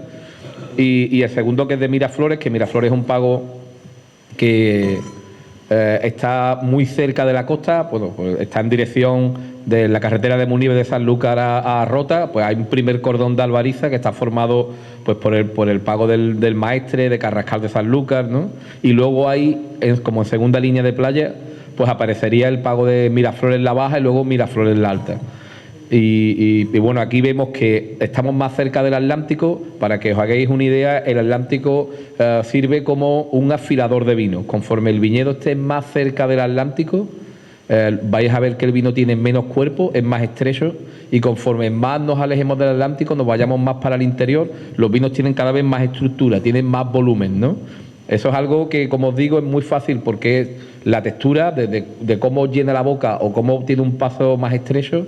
Y se ve muy bien en estos dos primeros. No hemos catado más aquí, pero el primero siendo fresco, el segundo lo es aún más, ¿no? Y muestra cómo nos vamos acercando a ese punto frío que es el Atlántico. Claro, fijaos también la evolución, ¿no? Evidentemente, aquí estamos catando pagos diferentes, pero también añadas diferentes. El 21 ya lleva un año en botella, suponemos que lleva un año aproximadamente en botella, y sin embargo la evolución, ¿no? No, se embotelló en julio, creo. El segundo tiene 8 meses tiene acero inoxidable y 8 meses tiene 8 meses de crianza, y los últimos en bota de manzanilla. Ha estado criando en bota de manzanilla los últimos 2 o 3 meses, no sé cuánto. Pues lo han traído, pero tiene un año aproximadamente, pero que no está en botella, sino que hace un año en crianza. Los otros dos que veis, el segundo es Ana lo sabe, por allá atrás está, ¿no? Sí, ahora viene Ana para acá y nos cuenta un poco, porque Ana es la que lo ha traído, y yo puedo hablar de los otros dos. Los otros dos son vinos del mismo pago, el tercero y cuarto. Son del mismo pago, de la misma viña, y la diferencia que hay entre uno y otro es una pendiente de una loma de aquí, que veis que las pendientes de aquí no son las pendientes de los picos de Europa, son pendientes pues muy suaves. Pues el primero es la pendiente que da a poniente, que da al río, es el pago al Ventus, en Trebujena. El primero es la pendiente que da al río, que da al mar, y el segundo es al Ventus Levante, que es la pendiente que da al pueblo, da a Trebujena, ¿vale? Es una viña que está en Alventus, es una finca que está muy cerca del río. Es decir, el centro de la viña está a 2 kilómetros del río, y todo lo que tiene delante es marisma, es decir, que no hay ninguna interrupción delante. Todo lo que se ve es llano hasta el coto, y después el coto, detrás del coto se ve el mar, ¿no? Y la única diferencia es que se ha vendimiado la parte de poniente por un lado y la parte de levante por otro. Elaborados exactamente igual, en el mismo sitio, con botas, están fermentados y criados con botas que han sido crianza biológica, hace tiempo, ya llevan tiempo, pero han sido de crianza biológica, que cada año se limpian, se preparan y se vuelven a meter. Se desfangan antes de fermentar, pero una vez metidos en la bota ya no se vuelven a tocar. Se quedan en la bota y están aproximadamente unos 8 o 9 meses de crianza bajo velo de flor, y con las lías de fermentación en el fondo. Y veis cómo, si cogéis los dos, son totalmente diferentes. El primero es, como dice Ramiro, más estrecho, más afilado, y el otro es como más voluminoso, ¿no? Sí, pero aún así la boca del tercero, comparada con los dos primeros, es muchísimo más amplia. Y así. No sé qué año es, ¿el 21? Son 21, sí. Si me permitís, os cuento un poquito. Bueno, han estado también antes de embotellarse un mes en depósito, para que se estabilizaran y poderlo. Como son eran botas diferentes, pues para homogeneizar un poco y que se estabilizaran, estuvieron un mes aproximadamente en un depósito. Os voy a contar un poquito el segundo. Bueno, yo creo que sí me escucha bien, pero Creo que el segundo, Ramiro, yo creo que tú conoces el proyecto, nos lo ha traído Jesús esta mañana. Es un vino del Pago de Miraflores, es del 2021. No ha tocado el acero, este se fermenta en bota y ha estado en botas de manzanilla terminado 8 meses y luego se cría polillas finas, se termina en la misma bota. Y desde julio aproximadamente está en botella. Y bueno, eso es, la uva procede de Miraflores, el 100% de la uva.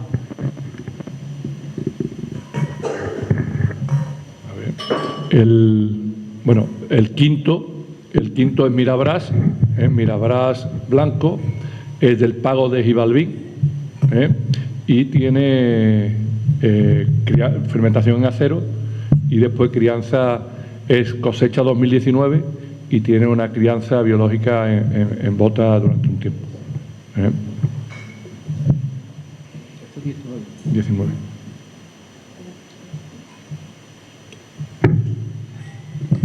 Se nota más la levadura, se nota ya un poco más la intervención de la flor. Pero fijaros cómo la Palomino no pierde esa identidad, ¿no? Esa parte de tiza, de albero que tiene, esa parte muy mineral que yo creo que le aporta la albariza, y por otro lado esa sensación de que la fruta que tiene, una de ellas es uva, después tiene otros aromas, y tiene esa parte más herbácea también, pero tiene, si te lo dan así sin nada, pues dices, esto tiene uva, esto ha estado hecho con uva, ¿no? Hay vinos, ya te digo, como pasa por ahí, que tienen de todo menos uva, ¿no?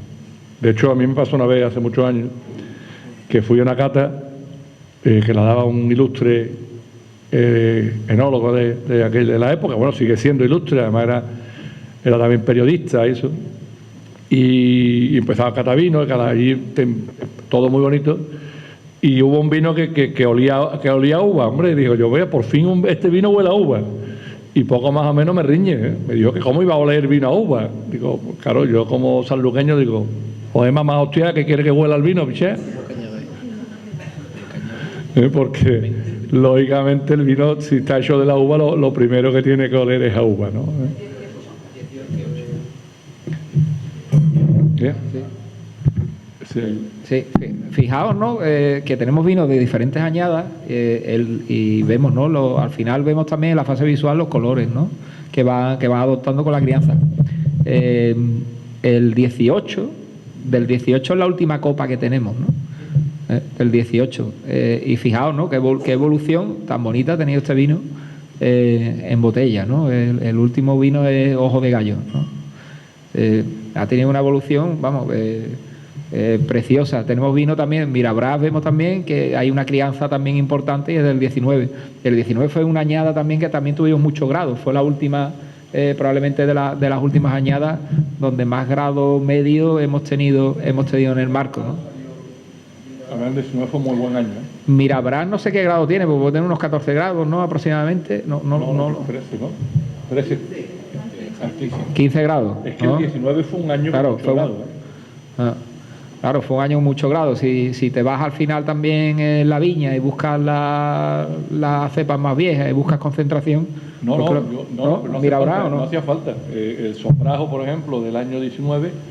Hubo 19 hubo mucho grado dos Levante y Poniente tenían 15,6 naturales. En el 83 fue el año de la sequía más totalmente que ha venido. No esto va a ser el anillo de San Diego este año porque salieron los votos con más de 15 grados. Por eso digo que yo este año que no fue, el 19 no fue un año muy seco, fue un año normal de lluvia, ¿no? Eso sí, porque retrasó mucho. Pero Ramiro, el año 19 tú que controlas la pluviometría, no fue un año malo de agua, fue un año normal. Fue un año seco. Seco, pero no muy seco. 400 y... 400 y pico no es un año muy seco. Bueno, seco estamos hablando de 250 o 280. Pero fue seco, fue seco. Es raro de ver. No llegó a los 350. Eso sí es seco. Pero yo creo que 480 litros no es un año especialmente seco, ¿no? Dentro del orden. Hombre, si llevas muchos años con sequía, A lo mejor sí, ¿no? Pero el 19 no venía de una sequía prolongada, ¿no, Ramiro? El 19 no, el 19 fue un año de concentración, para mí fue una gran añada, y bueno, a mí, volviendo a los vinos, el 18 tiene un aspecto que es el más fácil de ver de todos los anteriores, y es la parte caliza, ¿no? Que cuando hablamos que parece que es algo muy etéreo, ¿no? Hablar de tiza, hablar de suelo, pero el último sí tiene un grip calizo, ¿no? Que es una forma de notarlo físicamente, que es una especie de efervescencia en el centro de la lengua. Todos habéis probado el petacetas, ¿no? Las chucherías que te lo pones en la lengua y te hace efervescencia. Eso para mí es una forma muy sencilla, muy práctica de ver que el vino viene de una albariza que sea muy pura. Y para mí de todos el que es más fácil, bien por de donde viene o bien por su estado de envejecimiento ahora, pero creo que el 18 es el que se nota más claramente esa parte caliza efervescente en el centro de la lengua, que lo hace muy muy elegante, ¿no? Sobre todo porque el Jesús, no lo sé si me equivoco, pero está creado en acero inoxidable, ¿no? Ese no tiene, que no tiene madera ninguna, es acero, ¿no? El ojo de gallo. Acero, por eso. Acero. También yo creo que se nota también eso, ¿no? El que los demás, todos han tenido un proceso de madera que quiera o no quiera, hace que los vinos pierdan un poco esa parte más eso, ¿no? Y este en acero, quiera o no quiera, concentra más esas sensaciones, ¿no? Bueno, aquí también vemos diferentes elaboraciones, es decir, también vemos vinos que sí que han sido estabilizados antes de embotellar, con vinos que prácticamente no se han prácticamente ni filtrados, no están filtrados. Es decir, que la fase visual también de alguna forma nos está diciendo con la edad que tiene el vino si ha sido corregido antes del embotellado o no. Lo cual no quiere decir, evidentemente, que el vino no sea magnífico a lo largo de los años, ¿no? Que ese mito que siempre hemos tenido de beber con la vista, gracias a Dios, es algo con lo que tenemos que seguir insistiendo en todas las catas y que tenemos que seguir comunicando, que no se bebe con la vista, se bebe como hay que beber, ¿no? Vamos para adentro.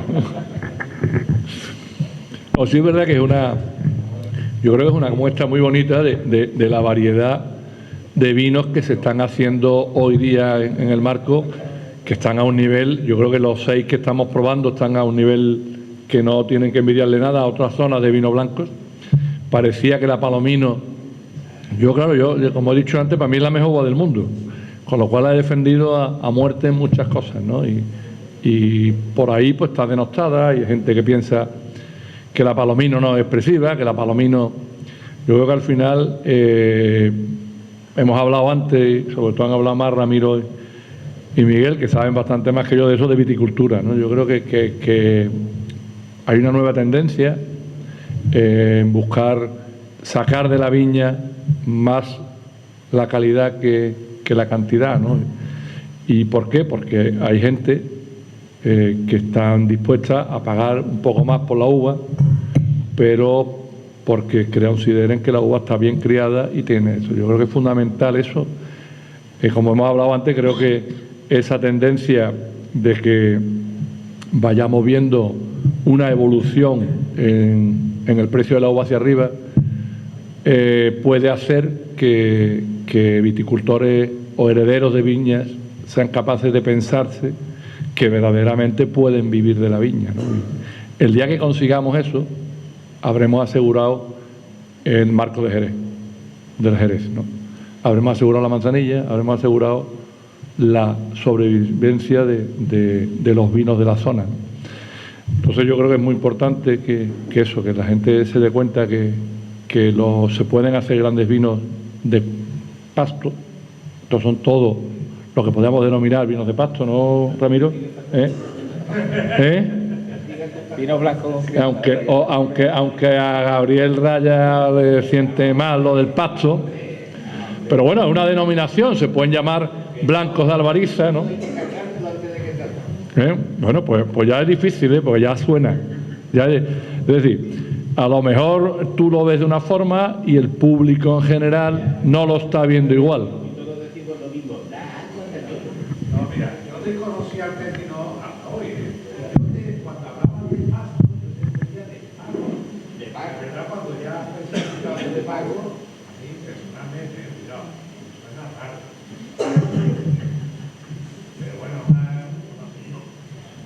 Pero como ha dicho Ramiro, es verdad que hay vinos de Pasto en los mejores restaurantes de este país y probablemente muchos del mundo, que al final eso puede revolver esa denominación no apreciada en su momento a que verdaderamente se le dé un valor también, pienso yo. Sí, mira, más allá del término, la realidad es que son blancos que la mayoría que tenemos aquí son blancos con crianza, porque ya estamos viendo que están en el mercado añadas de 2018 y las tenemos aquí del 21.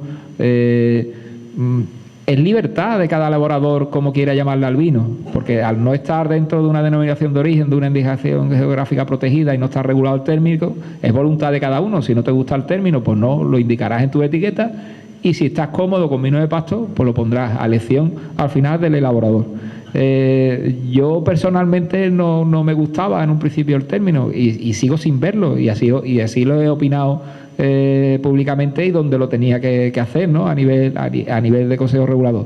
Sin embargo, os voy a decir una cosa, hay que tener siempre la mente abierta, y si el término de vino de Pasto es un término que viene, que está teniendo éxito y que prospera, yo voy a salvar los obstáculos que tenía en un principio y voy a ser el que se va a sumar y le va a poner vino de Pasto a la etiqueta, porque hay que adaptarse.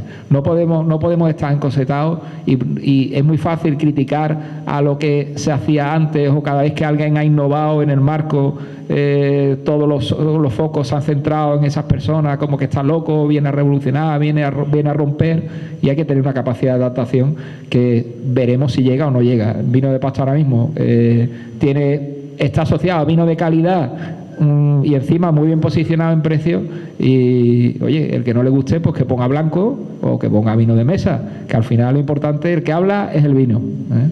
Sí, José Antonio. Sobre el tema de la ventaja que comentaba con Ramiro, yo añadiría una que creo que es importante y no debería pasar desapercibido, que es el tema del alcohol.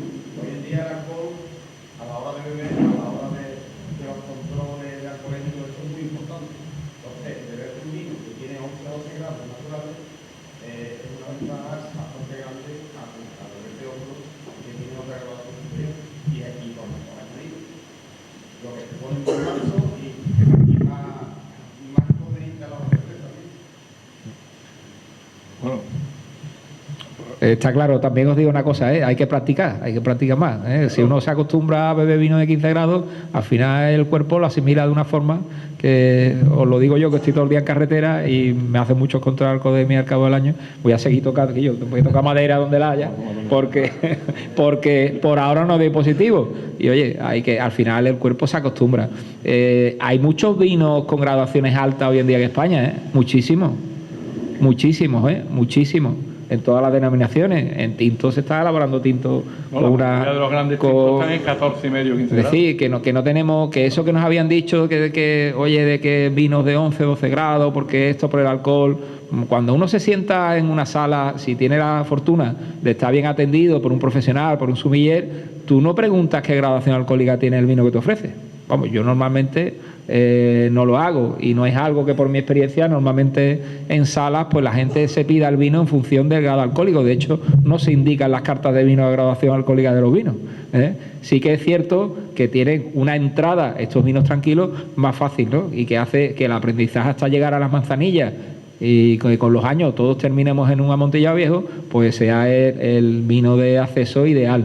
Es más fácil beber un vino de 11 o 12 grados cuando no conoces y estás enamorado de las manzanillas de los finos. Cuando estás enamorado de las manzanillas, con todo mi respeto a los vinos de Pasto o a los vinos blancos con crianza, no cambio un vino blanco de crianza por una manzanilla pasada de San Lucas, pero vamos, ni hoy ni mientras tenga uso de razón. Hay momentos para todo, No, yo no, vamos, yo si tengo que elegir, pues me vaya a disculpar, me quedo con lo bueno, que todos son buenos, perdón, que todos son buenos. Pero tienes que probar vinos blancos buenos. Bueno, yo creo que hay momentos para todo. Hay momentos para una manzanilla. Yo soy más manzanillero que blanco, es decir, por lógica, porque me destetaron con manzanilla. Sí, no, si no hace falta, puede seguir. ¿Te quieres poner aquí, Gabriel? Pongo una puerta desde la iglesia aquí en el Colón y tiro para acceder. 107, 103, 104, 105. Coño, esta gente no venía más que manzanilla. tu tío abuelo, los Floridos, el padre Enrique Pérez. Oye, y tanto de allí que me como el mundo. Te agradezco porque yo nada más que bebo manzanilla. El peligro que tiene de estos vinos, y te habla el creador de los blancos en el marco de Jerez, como tú y muchos sabéis, es que os estáis volviendo locos. Señores, es mentira lo del cambio climático en la viña. Absolutamente. Es que va. Oye, que Barbarito va a arrancar para el castillo de San Diego. ¿Y por qué no lo arranca ya en el mes que viene? Es que se está cogiendo la uva y no tiene madurez. Total, pero sí, pero no está balanceada, no tiene el punto. Pero Gabriel, ese es otro tema que habría que ver, porque desgraciadamente, yo he tenido con bodegueros de esta casa, de esta tierra, de este pueblo, que tienen viñas y empezaban a vendimiar cuando la uva era para ellos, empezaban a vendimiar con 10 grados. Y yo, si te va para la viña, te va para la vendimia al consejo, ¿para qué? ¿Tú qué necesidad tienes? Con la bodega llena de sobretabla, porque no vendían y tenían la bodega llena de sobretabla. Y vendimiaban a 10 grados para coger más kilos. Pero tú para qué quieres coger más kilos. No es que no sé cómo se va a dar. Tú lo habrás vivido, Ramiro, porque tú has estado metido. Y yo le decía, ¿pero para qué va a vendimiar? Déjalo, que esté en condiciones, que tenga la madurez óptima. No, corto ya. Y empezaban a cortar. Y por mucho que tú le dijeras, cortaban. ¿No, Ramiro? ¿A ti no te pasa lo mismo? Sí, pero voy a cambiar de tema radicalmente porque... No, pues simplemente porque no me gustaría que os quedarais con lo de vino de pasto, con la pequeña polémica que ha habido aquí en el buen sentido con el nombre, porque realmente vino de pasto es una forma, sobre todo que los medios extranjeros están utilizando para darle un nombre a un movimiento, ¿no? Pero que da igual que sea vino de pasto, que sea vino de Blanco de Alvariza, que sea vino tranquilo del Marco del Jerez, eso es totalmente secundario. De hecho, hay muy pocas bodegas, muy pocas marcas que pongan vino de pasto en la etiqueta. Entonces, os quiero decir con esto que no creáis que lo de vino de pasto es algo que va a contracorriente, ni ha levantado ampollas, ni bueno... no tiene nada que ver con eso, simplemente el nombre que se ha utilizado porque era una tipología que ya existía, que aparece en las cartas de precio de las bodegas más importantes de la historia del Marco de Jerez y que es una tipología que ya existe y se está cogiendo ese nombre. Si hubiera sido otro, se hubiera cogido otro, pero no se lo ha sacado nadie de la manga, ¿no? Si el término hubiera sido vino blanco de Alvariza, hubiera sido vino tranquilo, hubiera sido Pepito, pues se hubiera puesto Pepito, ¿no? Pero que aún así hay muy pocas bodegas que pongan en la etiqueta a día de hoy vino de pasto. Y es más, pues bueno, una forma de llamar al movimiento por parte de la prensa y por parte de los sumilleres y la gente que se acerca para poder entenderlo, que ir a contracorriente de la opinión interna del sector. Bueno, vamos a concluir. A modo de conclusión, nosotros que somos la Asociación de la Producción del Mosto y al final hemos catado vino, hemos catado mostos, lo que nosotros llamamos mostos, que realmente son vinos blancos. Evidentemente vamos a seguir promocionándolo, estamos convencidos de que este es el futuro, es el germen, es el origen y es el futuro de nuestra tierra y de nuestra vitivinicultura. Y a modo de conclusión, antes de pasarle la palabra a Antonio, tenemos claro que podemos concluir que a pesar de que es cierto que hay un cambio climático, quizás también se deberían de recuperar por algunos viticultores que evidentemente vienen de atravesar una situación muy complicada, pero a lo mejor viñistas que tienen más hectáreas deberían quizás de darle a la viña esas faenas que merece, a ver si ahora con esta escasez y este año y esta subida de precios pues se vuelve a generar un movimiento en que la viña los próximos años valga dinero y se pueda pagar el kilo de uva a lo que se merece y se le puedan dar a la viña las faenas que necesita, porque no todo es cambio climático. Yo creo que ha quedado claro que también se pueden conseguir producciones como las que teníamos simplemente a pesar de años secos, dándole a la viña lo que necesita. Podemos concluir también que este año, hemos catado un vino de este año, pero mañana estoy convencido de que el nivel del concurso de mostos será muy alto, como en las últimas ediciones, que a pesar de un año muy, muy complicado desde el punto de vista vitivinícola, se ha conseguido vinos de una gran calidad. y podemos concluir evidentemente que el movimiento de los vinos blancos, que ahora mismo está de moda, yo creo que es algo que ha venido para quedarse, que todas las bodegas están, porque lo vemos cada día, están apostando también por tener vinos blancos en el mercado, en su portfolio, que es una forma para los jóvenes que quieren ir a adentrarse en este mundo de romper las barreras de entrada que suponen los consejos reguladores a día de hoy, que es algo que decimos todos los años, pero que volvemos a decir este año, que de alguna forma las existencias mínimas es un hándicap tremendo para todos aquellos que quieren tener un proyecto de vino amparado por una denominación de origen. Y que el término de vino de pasto, como bien ha expresado Ramiro, es más que un término, es un movimiento que pone en valor de una forma muy positiva la calidad de los vinos que hemos catado hoy, que está generando muchísima expectación, que la va a seguir generando y que sin lugar a dudas por lo que tenemos que apostar en la zona. Dejamos que cierre Ramiro, ¿no? No, yo lo que las 2 o 3 conclusiones que he dicho antes, ¿no? Primero, que con la cata de hoy yo creo que se demuestra que la Palomino es una uva que no es para nada neutra y simple, como se ha dicho siempre, sino que es una uva que tiene mucho recorrido. Además creo que es muy importante también que incluso con la misma aceptación de otras variedades dentro del Consejo Regulador se planten, probablemente se replantarán viñas con variedades autóctonas, perruno, viriego, mantúo, y con eso pues probablemente incluso le demos más riqueza a este tipo de vino con otras variedades que nos habla mucho el abanico. Para mí también creo que es muy importante, que es un eslabón muy bueno para introducir al consumidor en los vinos del marco del Jerez, en Manzanilla, en el fino, en los amontillados. Yo creo que hay que ir creciendo en eso también y van a servir, como ha dicho Ramiro antes, para que se estabilice ese aumento del precio de la uva que permita que los viticultores vivan de la viña y probablemente podamos tener otro resurgir del marco aquí en Sanlúcar, sino en el barrio en el que estamos. Pues si nos damos una vuelta, hay grandes casas que eran de viticultores. Eran viticultores que tenían su viña, elaboraban su viña, algunos eran almacenistas, otros no eran almacenistas, solo eran viticultores, pero se hicieron casas, buenas casas, con la viña.